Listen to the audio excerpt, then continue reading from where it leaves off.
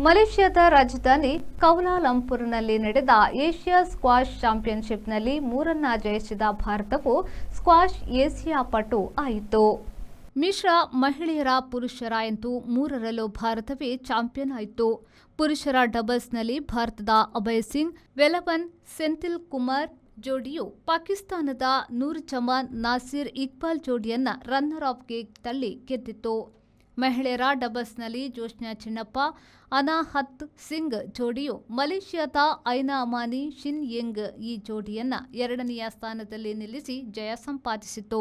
ಮಿಶ್ರ ಡಬಲ್ಸ್ನಲ್ಲಿ ಅಭಯ್ ಸಿಂಗ್ ಅನಾಹತ್ ಸಿಂಗ್ ಜೋಡಿಯು ಮಲೇಷ್ಯಾದ ರಾಚೆಲ್ ಅರ್ನಾಲ್ಡ್ ಅಮಿಷನ್ ರಾಜ್ ಜೋಡಿಯನ್ನ ಮಣಿಸಿ ಚಾಂಪಿಯನ್ ಆಯಿತು.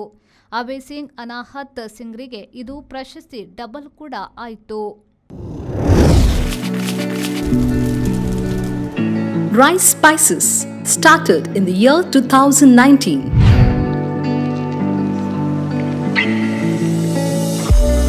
Today we have crossed 45 plus products.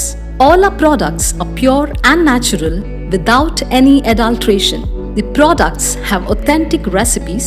Process of preparation is also in a traditional way. We supply products to different supermarkets, retail shops, and we take up bulk orders for hotels and caterers.